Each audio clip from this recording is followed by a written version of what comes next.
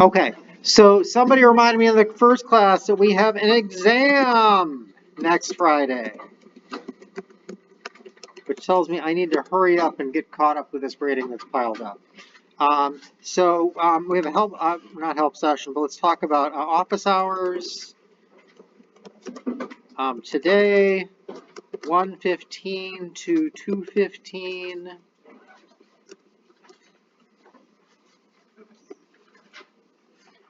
And also, I had another help thing that I've forgotten. Anyway, it'll come back to me. But if you do need help, let me know. In terms of homeworks, that'd be a good place to get help with homework. So homework due Saturday, and there'll be one for Monday at 7 a.m. And that's the stuff we've got going. So we're going to have Monday's material. Wednesday will be a review. All right. And so if I'm thinking about what's going to go on here, I will probably go ahead and finish off chapter 14, which is on equilibrium. Big thing coming up on Monday will be ice tables. Okay. I might introduce them today for you guys. First class, I got just up to where I would introduce them. But I recommend you read ahead on those. Those are a big deal. They will be worth a fair amount on your exam, and you will not have a whole lot of time to practice them, and you won't have a quiz there to kind of scare you that you don't know them. Does that make sense? Okay. So, so do look at, maybe read ahead on ice tables. Questions on where we are, things we got going on? Okay. So, let's go ahead, and what I want to talk about here is, actually the first thing I want to do is, somebody emailed me and pointed out I made a mistake in my video lecture yesterday. First of all, thanks for pointing that out to me, and also thanks for, hey, watching the video lecture. So in terms of A here, if we want to write an equilibrium constant for that, yesterday what I did is I made the mistake of not actually putting that up as an exponent. Okay, that should be an exponent. So if I was to write an equilibrium expression for A, for problem A, that should be products over reactants.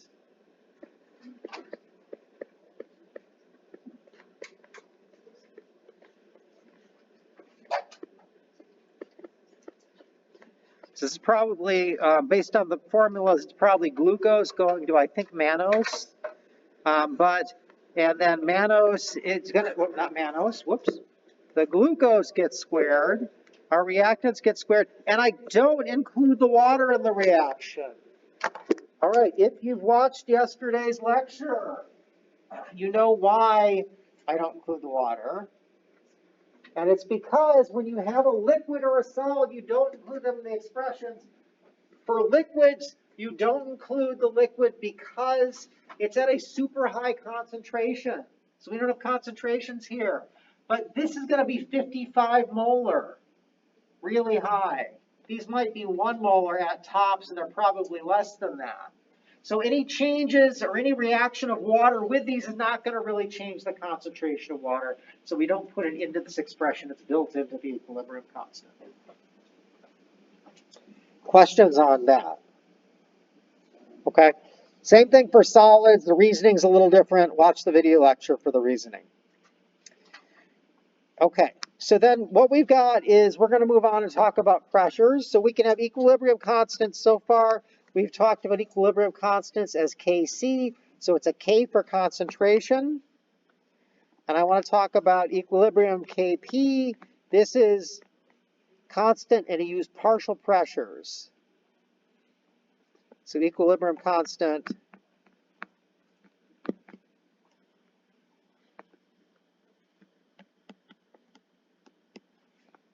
using partial pressures.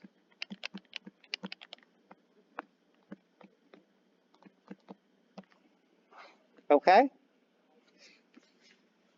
And so we use these just the same way, but they are different. We'll talk about that in a minute. But we'll just use them here. So let's say I've got these equations in the problem below, and I want to express those in terms of Kp. All right, it's not fancy or anything really different. If I talk about A here is going to be Kp, and what I'm going to have is I'm on the top, it's products over reactants. I'm going to have the pressure of HF, right, squared, because I've got a 2 in front of it, and I'm going to have the pressure of H2 down here times the partial pressure, they're all partial pressures, of F2, okay? When I say partial pressure, just as a reminder, partial pressure means it's the pressure exerted by HF, it's the pressure exerted by H2, it's the pressure exerted by F2. And if I have a reaction vessel that only has those things in, I'd add all those pressures up, and that would be the total pressure. Go ahead and why don't you go ahead and take a minute and do B. Yes? You're gonna, like, I know that obviously for concentration stuff that you use the concentration brackets. And I remember in the past, like, one of my previous teachers made a big deal about making sure you use regular parentheses for the pressure. Do you care if you use parentheses or not? I was looking at your book. I was looking at some stuff below, and it seems like they're not using parentheses, but you could use parentheses. I'm not going to care whether you use brackets or not for the partial pressure as long as you do it correct. Okay. But the brackets officially mean molar. Right. They not only mean concentration, they mean molar. Got it. Okay. Okay. So your teacher was correct in doing that. I'm not going to take off points if you do that. That makes sense.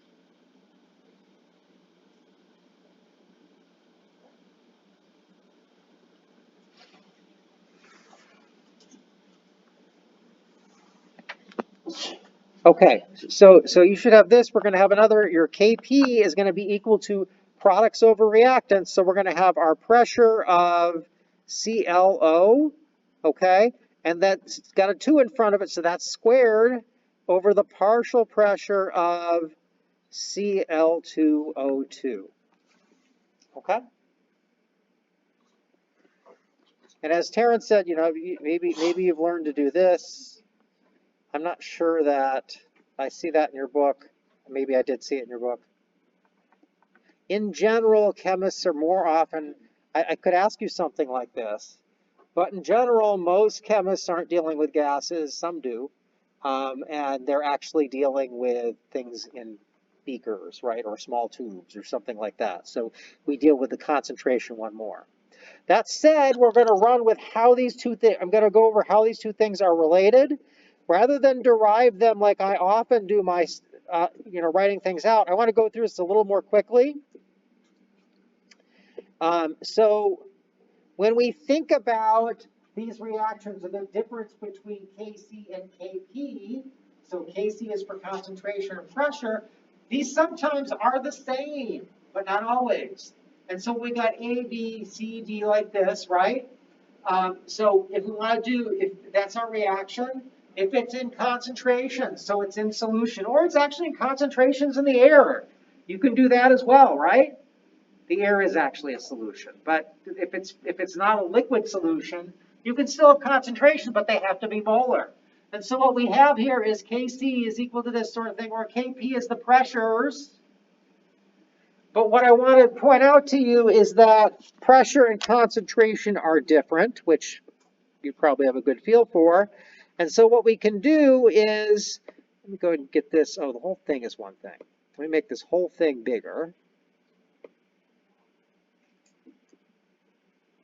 And we're going to pull the final concentration out of the way.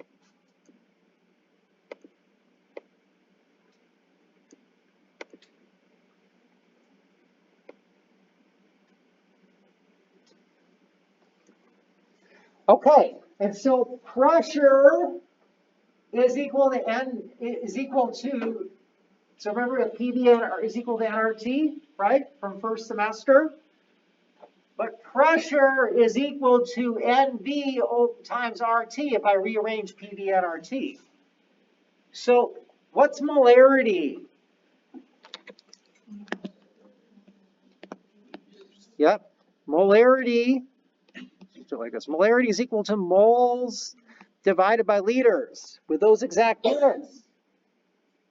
N is moles, V is volume. So pressure and volume, we could go between the two if we had this in liters, but we have this conversion factor RT in there. All right. So if you can't just exchange Kc and Kt, you can't say they're equal under most circumstances or many circumstances. However, if we have K, but we can actually relate the two. If we have Kp, right, and we take all the pressures, right, pressure is equal to this. Now I'm going to sub in that here. So I can sub in, and for all my A, B, C, D thing that was up above, and I end up with this. And since I have RT in each of these, I can pull it out.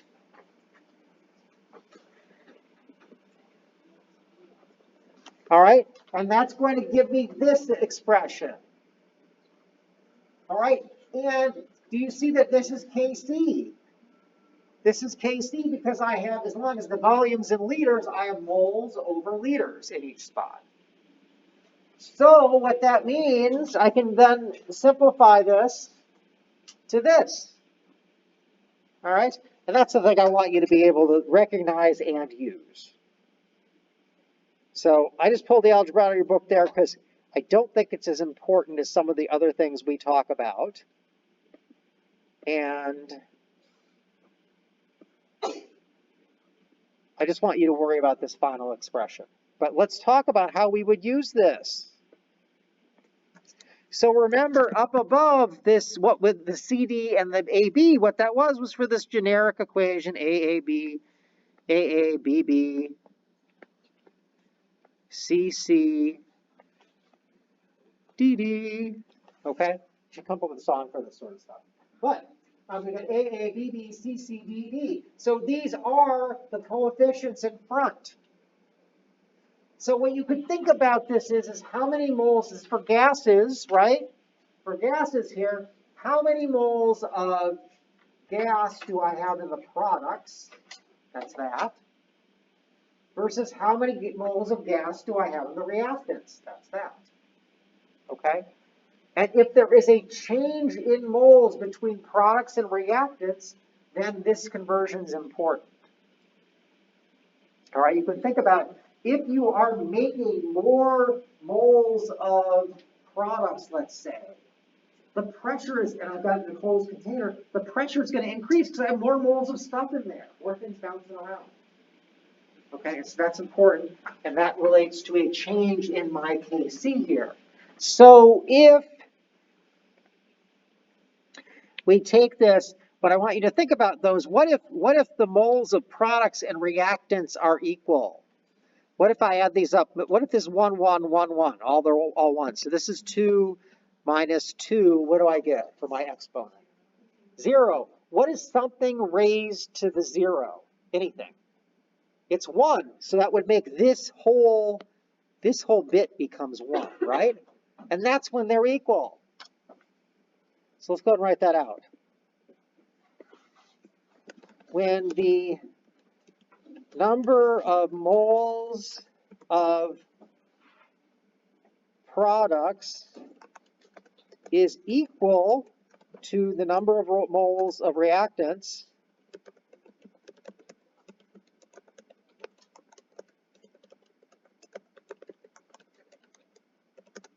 when the number of moles of products is equal to the number of moles of reactants, Kc is equal to Kp.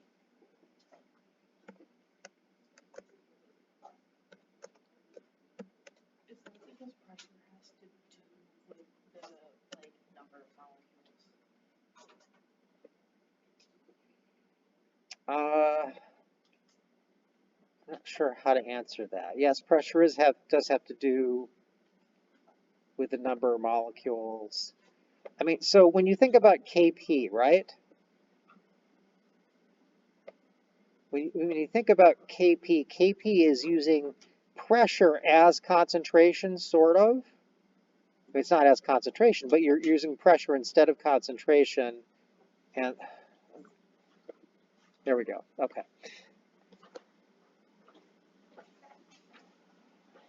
So the pressures become greater means the concentrations are changing. And I don't know how to do it otherwise, other than just say follow the math, in terms of giving you a better conceptual sort of thing of why.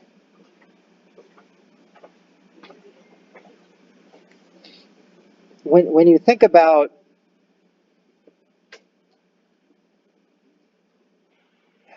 we're going to talk about shifting reactions right and left with Le Chatelier's principle, and that's going to be on Monday. But when you think about if I've got a reaction, I make more moles of gas. When I've got a reaction in solution, I make more moles of stuff. It doesn't really matter, right? Okay. But when I think about a reaction, I'm in a container, and I'm fixed container, and I'm making more moles of gas, and I increase the pressure. Well, that's higher kind of potential energy, having a higher pressure, and it's going to actually favor things going kind of back the other way, if that makes sense. So that's why you have to think about them differently. I don't know if that helps. It does. Okay. Okay, so they're equal, but when they're not equal, then we have to come up with an exponent here. All right, so let's go ahead and let's look at this example down here. I'm just going to copy our equation. Because A, I'm too lazy to write it, and B, my writing's awful. So let's go ahead and look at this right here. Let's do A, okay? Why don't I give you a couple minutes to do A? You're essentially just going to be subbing in this, write the equilibrium expression using pressure. Actually, no, you don't even need to write the equilibrium expression using pressure. You just need to write out look at the equation and figure out how the moles are changing, right?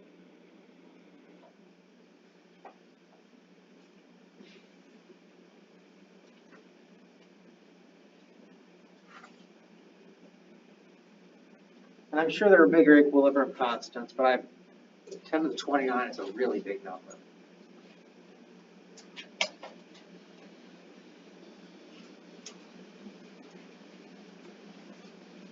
Yes? What's the exponent on the 8.1? That's a 29. 10 to the 29. I'm sorry, I could make it a little bit. No, you're good. But it's huge.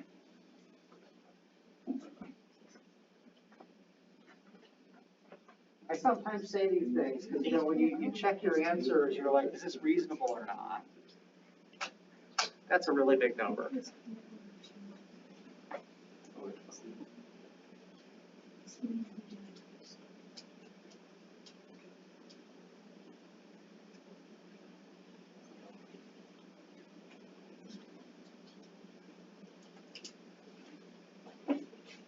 Give you 30 more seconds.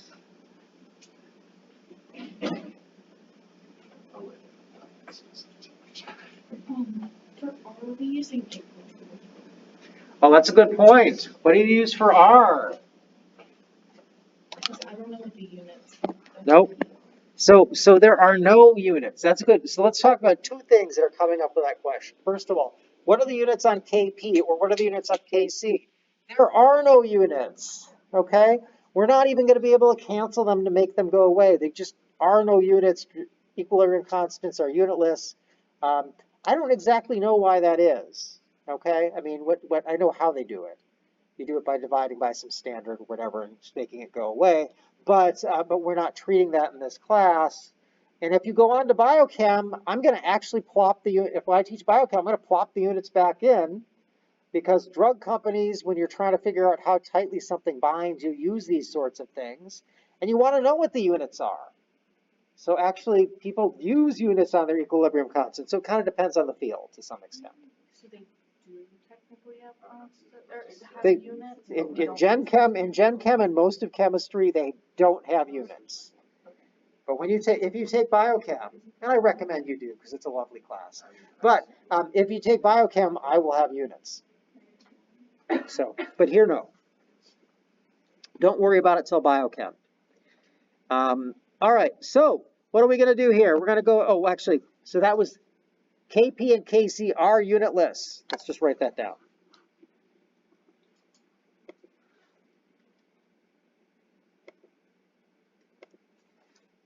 So KP and KC are unitless, always.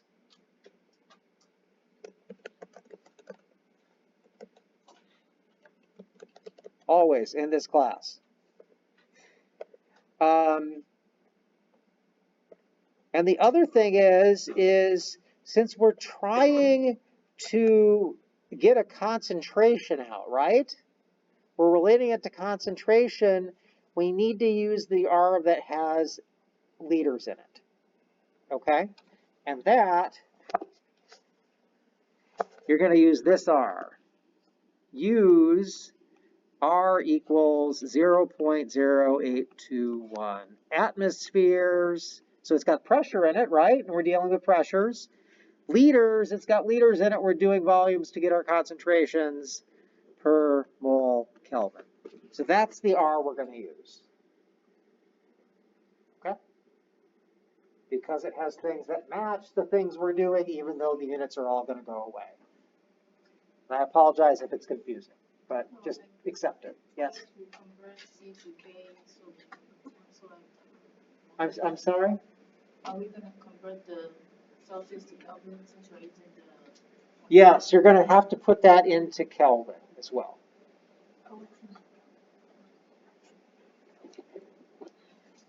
So this wasn't exactly a kind problem in terms of just testing this, practicing the one concept.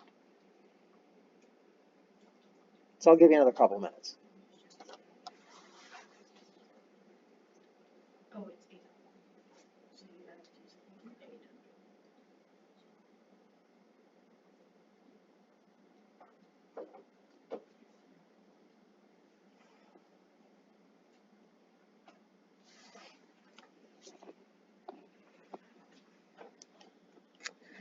Okay, so let's go ahead. Okay, I said 2 minutes, but nah, let's just do it. This stuff is important enough to teach, but not super important, so I want to move on. So what we've got here is I'm going to go ahead and set this up. I'm trying to go from KP, so I've got 8.1 times 10 to the 29th is equal to KC, which is what I'm solving for, times RT. I'm going to use the 0.0821 atmosphere liters per mole Kelvin. It's actually not super important that I actually include my units here because I'm going to just make them, I'm just going to pretend they don't exist in a second. 800 degrees Celsius plus 273 is 1073, right? Okay, so 1073 Kelvin. Everybody okay with that? All right, I can cancel some units, make myself feel a little better, okay? But now I need the difference in all exponents added for products minus reactants, let's say coefficients. Okay, that's almost like I wrote the word coefficients there. But, so what I've got here is I've got 2 products minus 3 reactants. Did you guys see that? 2 in front of that, 2, 1 in front of that, 3. All right, so this becomes 2 minus 3 or negative 1, right? 2 minus 3 equals negative 1. Negative 1 goes there. All right, so then I can multiply these two things together. I'm going to get something like, actually put it on the top here. If I cancel this out, if I multiply, it's 0. And then take them to the exponent, 0.11 or is it 0.011? 0.011, okay. And so 0.11 here, okay. So I'm going to divide both sides by it.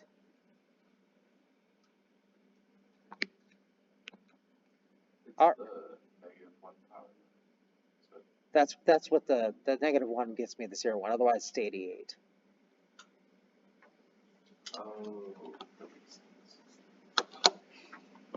So this 0.011 is the whole thing, all the operations, including the negative 1. All right, and then if I go ahead, so these cancel, 8.1 times 10 to the 29th, it's going to be a 31 something or other. 8.1 to the 29th divided by 0.011 equals 7.3 to the 31st. How many sig figs did I have up there? 2. So 7.4 actually times 10 to the 31st, absolutely unbelievably huge, is equal to C. Okay. We do not play with numbers that big very often in chemistry. Yes, that's an incredibly product-favored reaction, right? Because we write these equilibria. So that would be equal to the concentrations of products. I'm not to make the same mistake I made in my lecture notes. There's gonna be like absolutely no reaction. Oh, yes, yes. So it's just a really good thing to point out. All right, instead of Cl2. Okay. So if we think about this, to make this number so huge, it's got to be almost all this, but almost none of this, right? Very product-favored reaction. Questions? Okay. All right, so let's go ahead and go on, and we're going to now talk more about, let's see, let's talk about how we can manipulate reactions and manipulate, or how the equilibrium constants change when we manipulate reactions.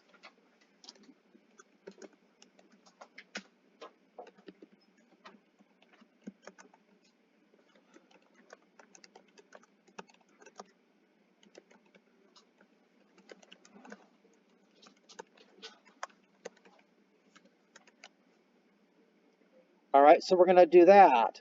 What if we look at the reverse reaction? What if we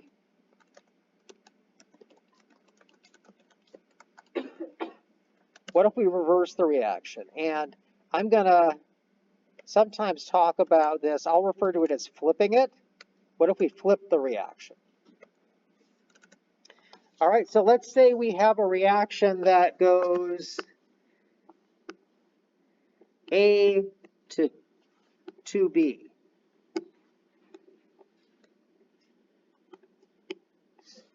Okay, we go A to 2B. Well, I've got an equilibrium constant. I'm going to call that the forward reaction, so Kf. That's going to be equal to the concentration of B squared over, right, products over reactants over A. All right. If we look at the reverse reaction is 2B goes to A, right? So K reverse, let's do that as an R like that, is equal to the concentration of A over B squared.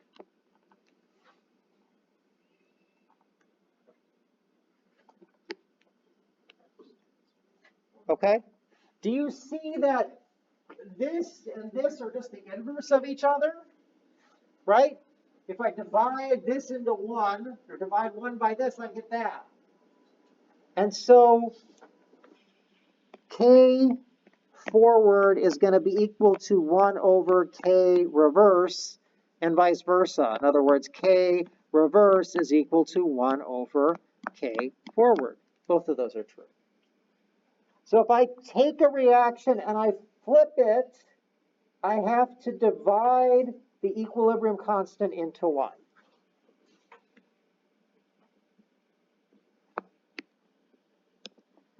And we're going to do that for that problem I keep pushing down, okay? But I have a couple other things I want to add as well. What happens if I multiply a reaction times a constant? So sometimes, let's say I have our same reaction here. I've got A to B, okay? And I've got some equilibrium constant K associated with that. Sometimes it's necessary, and we did this with Hess's law last semester, to make 2A makes 4B. All right? Well, K here is going to be equal to, once again, B, concentration of B squared over the concentration of A. Okay? And K1 is going to be equal to, I've got B, but now it's 4, right? So 4 is my exponent over A squared. Okay? And that's the same as I could pull a 2 out of that in terms of an exponent and make it that, right? That, whoops. Right? You guys agree with me with that? And do you see that this and this are the same thing? Right? This is the same as that. And this is equal to that. So I can put the K in there. And that's the same as this. So my new, if I multiply everything by 2 here, which I might need to do if I was adding reactions together, I would get K1 or K prime there. If I multiply it by 2, is going to be equal to the original rate constant squared. Okay?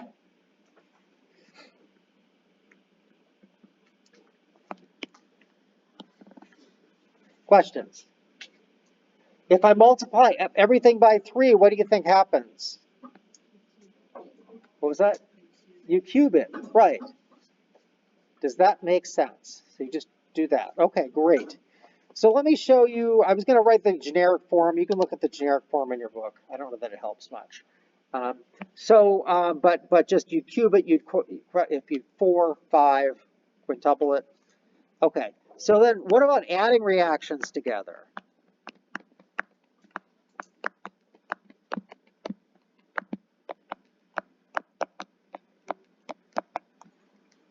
What do you do then? So, what was that? You do multiply. Let me prove why. Okay, you're going to multiply the rate constants. So, let's say I have one of these elementary reactions. Remember we had those elementary reactions? So let's say we have A plus B goes to make X. That's an equilibrium.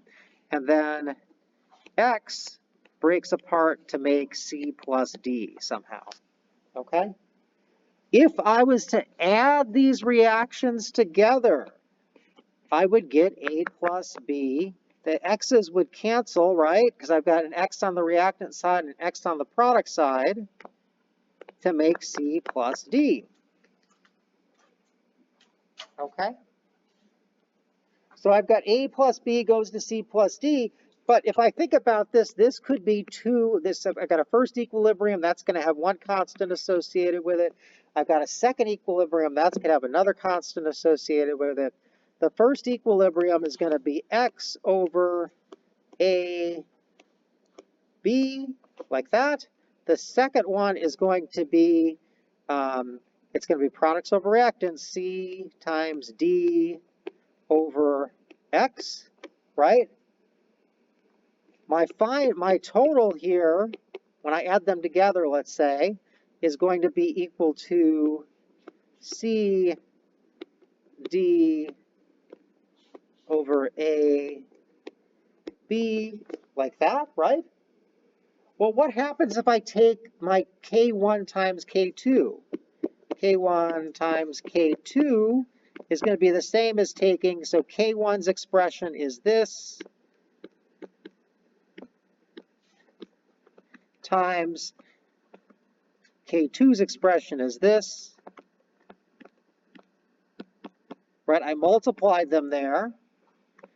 Do you see that my x's will cancel because I've got an x on the top and an x on the bottom, and then I end up with C D over A B, and then that is the same as that. All right? The point there of the math I did was to prove to you that I need to multiply those two together. So what we're saying and that is that K1 times K2 in this case. Questions? All right, let's try and work a problem. We're actually going to work both of these problems. Let me make them a little bigger.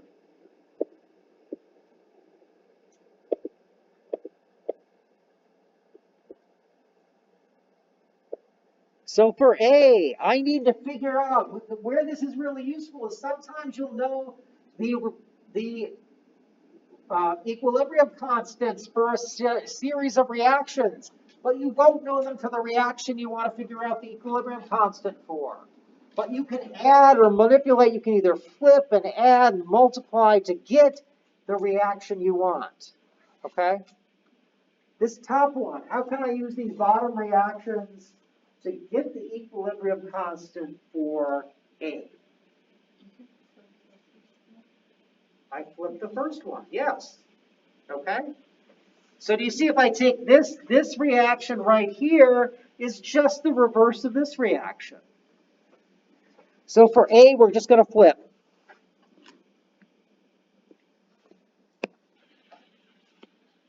Okay, so let's see. A, this is, I'm just going to say flip. Okay, so I rewrite it the other way.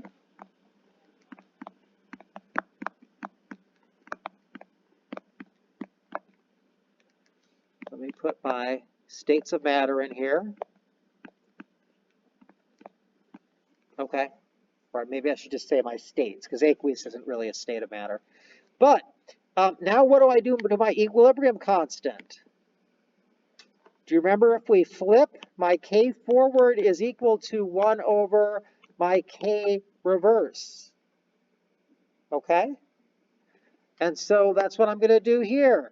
My K here is going to be equal to 1 over 1 times 10 to the negative 14th, or 1 times 10 to the 14th. Actually, there are two significant figures there. Does that make sense? All right, take a look at the next one. So B. How can I use the bottom two, these two reactions down here to make B? Go ahead and try and work on that for a minute. If you have it, great. Go ahead and work it out and solve for the equilibrium constant.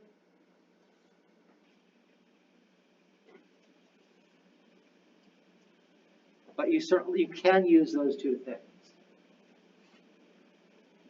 And there's no multiplying in this example. I may give you multiplying in terms of, if I find if there's a good example for homework, I will give you one that is multiplying. This one is, it's multiplying the rate constants. Sorry, there's no multiplying times the coefficients. Oh, okay. In this one, yes, you're correct that we. Have to say what? Yes, you're correct that we will multiply the rate constant, not the rate constant, the equilibrium constants. I got scared for a second. Call me over if you like any help with this.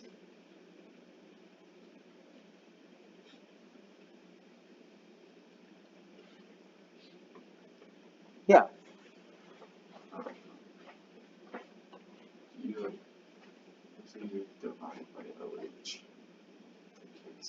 You're not going to divide by OH. So what you're going to do is you're going to add these two reactions together, but you might need to flip one or the other or both to make it match that. So what I would look for is I'd look for something up there that, you take one of the reactions, and where can I put, you're going to use both. Oh, you combine. What in the first reaction is unique to the reaction you're trying to make, and do you have to flip it to get it on the right side? Anybody else? Anybody else like help? It is a positive 14, because I divided 1 into negative 14, or 1 by negative 14.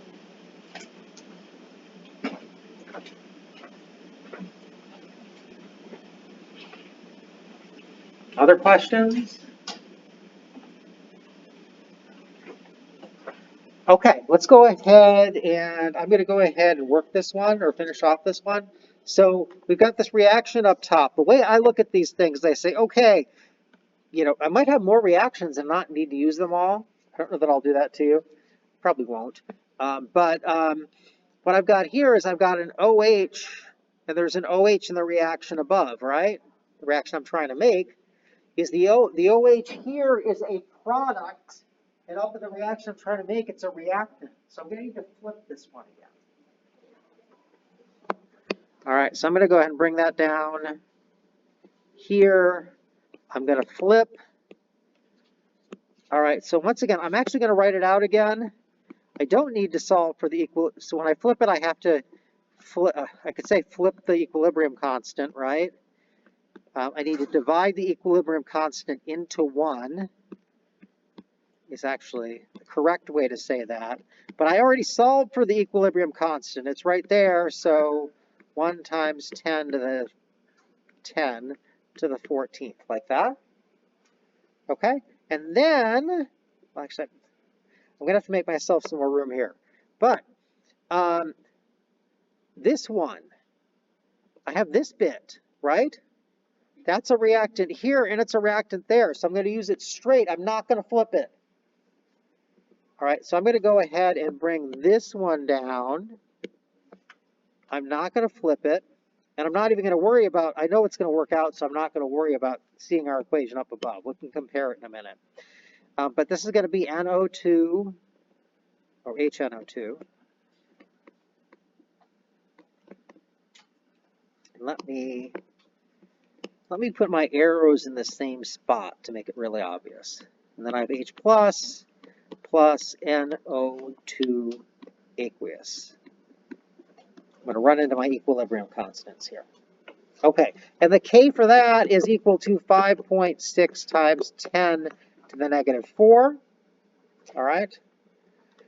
And so if I add these two reactions together, what do I get? Well, do you see that I have a high H plus on the reactant side and H plus on the product side? So I can cancel those. Okay. And then everything else looks like it's unique. I can't cancel it. Everybody, any questions?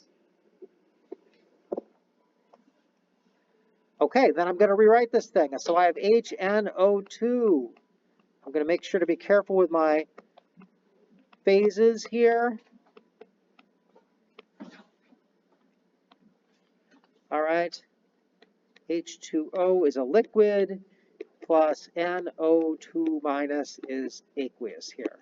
And my rate constants, let's call that K1, not my rate constants, my equilibrium constants, K1 and K2. So I'm going to multiply K1 times K2. That's equal to 1.0. There's actually two significant figures in that. 1.0 times 10 to the 14th times 5.6 times 10 to the negative 4th, and that is equal to 5.6 times 10 to the 10th. Okay? And these things are unitless. That's a 10. Let me try again. Questions on what I just did there? All right, so you want to be able to do that sort of thing. This stuff is incredibly useful because somebody out there measured a bunch of equilibrium constants for something, but it doesn't quite match what you have, the reaction you're running, and you can put all of their reactions together to make it. All right.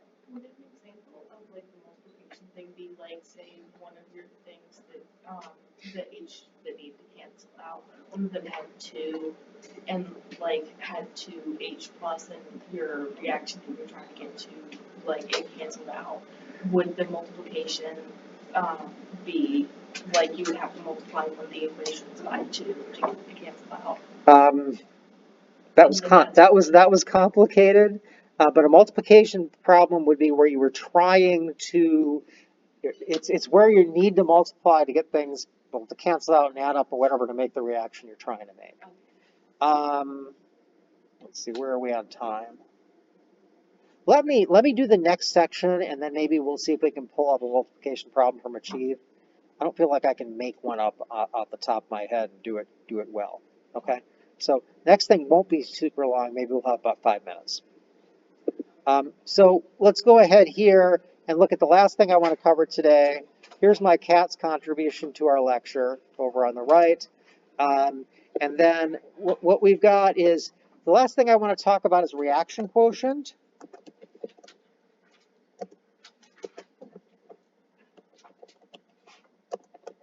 And we use a big Q for that. Reaction quotient, Q is the quotient, or it's the ratios of the actual concentrations of reactants and products.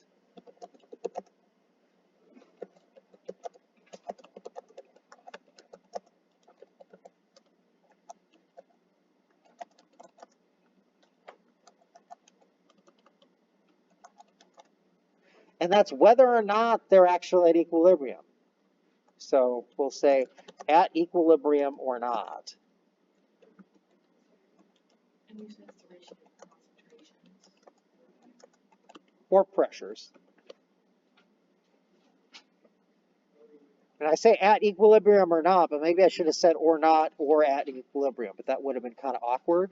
But it's really most of the time not at equilibrium, right? You may have some reaction where you go A plus B goes to C plus D, okay?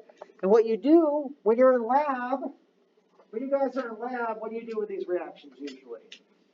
When you mix stuff, when you're going to do a reaction, do you usually mix some A in and some B in and some C in and some D in and see what happens? What do you usually do? You put A and B in and then it goes to equilibrium, right?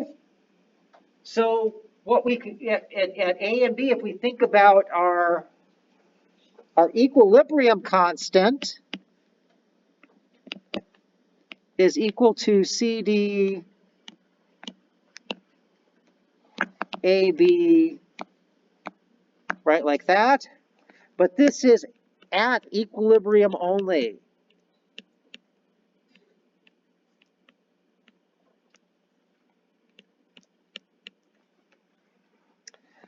Okay? If we talk about that Q, our reaction quotient, is the same thing.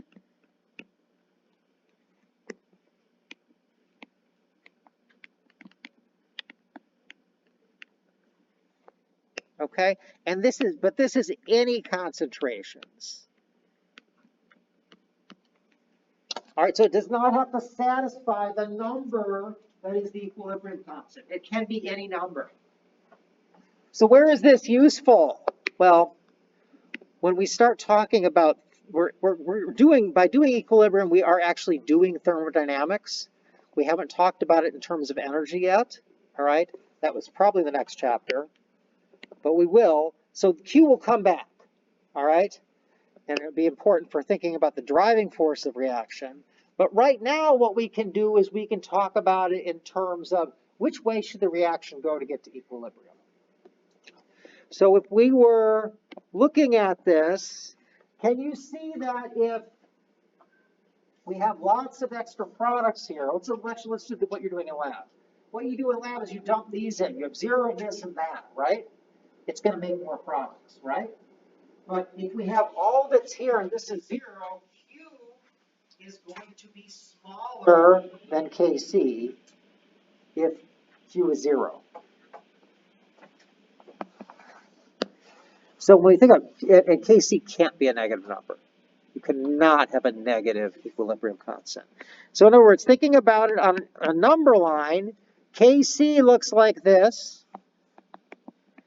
If I've got Q lower than Kc, my reaction, think about your reaction, is going to shift to the right. And that means makes products. Okay, to get to equilibrium. If instead Q is larger than Kc or Kp, I'm mostly using Kc because that's really what most chemists do. Most chemists work with solutions, of liquid solutions. But if Q is greater than Kc, that means I have too many products compared to reactants compared to that equilibrium constant. And so we're going to shift to the left, and that means makes reactants.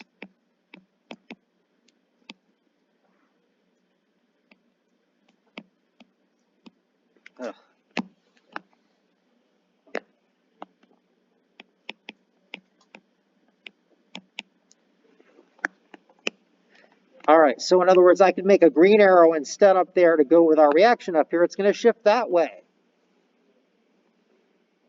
Questions on how we can use Q? All right, let's do it with a problem then. All right, so right here,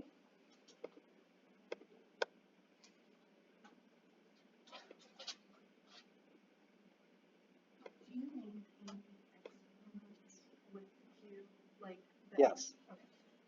So the question is, do you use the exponents with Q? Yes. You treat it just like the equilibrium expression, but it's not, it doesn't have to be equal to the equilibrium constant. So here they want you to calculate Q, and then once you've done it, decide whether you're going to the left or going to the right. Let me know if you have questions. I'll be over. Yes. It's 15. Yes. It's absolutely fine. Okay, so what Q is, this is only an equilibrium. So these concentrations are multiplied by those, divided by those, has to be equal to whatever the constant is. So in other words, up there, KC is holding up one of those it has to be, that's what Q is for any set of concentrations. So it tells you which way the reaction is going to go to equilibrium. So if Q is less than KC, it means less, means I have a lot of these a lot of what happens, but since the products, Both to the negatives. if Q is greater than KC, then C plus D are products heavy. They're like they're the same execution. That generally reactants to KC. Does that help? Yeah, that does. Anybody else have questions?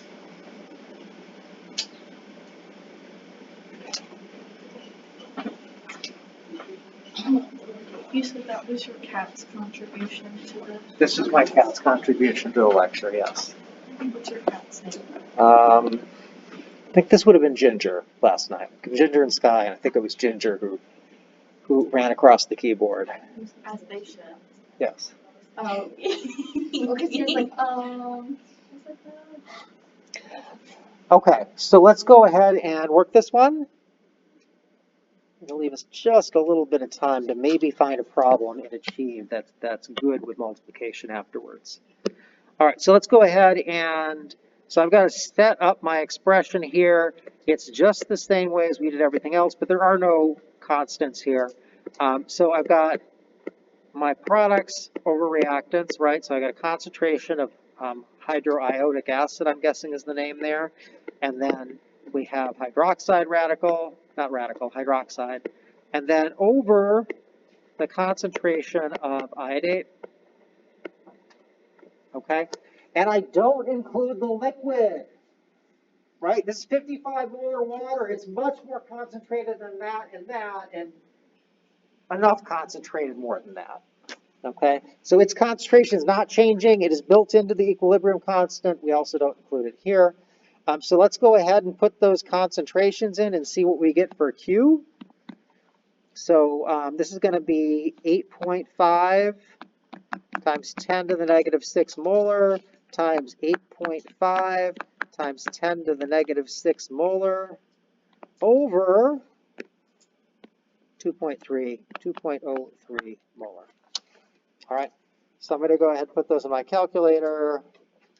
8.5 e to the negative 6. I'm going to go, there's two of them, so I'll multiply it times that. I'll divide by 2.03 molar, and I get Q is equal to 3.6 times 10 to the negative 11. All right, and my rate constant up here is 10 to the negative 13th. So if we do, I don't need to pull all the numbers in to see where it is on my number line, right? If KC, if this is KC equals 4.4 times 10 to the negative 13th, I actually did pull all my numbers. What is larger, 10 to the negative 11th or 10 to the negative 13th? This is sometimes tricky. 10 to the negative 11th is a bigger number, okay? So Q is over here. Q equals 10 to the negative 11th something, right? I just know it's bigger, and that's all I need to know for this problem. And so I'm going to shift to the left, which means I'm shifting towards reactants, okay, to get to equilibrium. Questions? All right, let's see if we can really quick jump out into Achieve and pick off a good problem. Yes. No, we can do it. It's good. I would like to. I wish I thought of it while I was putting together the lecture that we had one of those.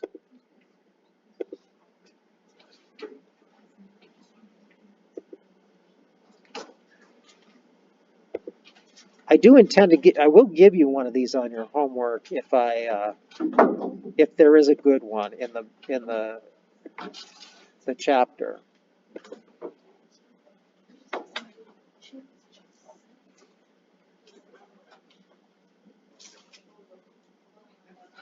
And so if we look here, what are our sections? Equilibrium involves solvents, pure liquids, we're past that. So there are all these great problems. By the way, if you haven't looked at this before, you do see that all the odd problems, right? I don't get all the odd problems. You can do this, and then it gives you the answer worked. And then it's even better. They really designed it well. You can actually click and get right back to where you were. So anyway, I think that's cool. You may think it's like standard, why wouldn't everybody always do that? But that's not really how it goes. Okay, using the values below, find these reactions. Oh, look at that. It's the exact problem from the book. I hate it when they do that. All right, so how about this one?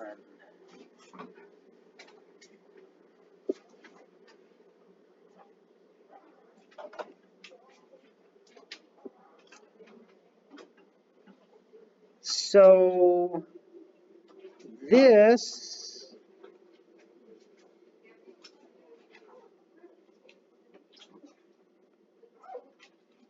no, I don't see them having any practice problems for that. So you may be saved and there aren't any homework, okay? Otherwise, feel free to talk to me. If you need help on that, you don't know what to do when you need to multiply things together, I can always make a short video with an example as well, but I pulled from someplace else.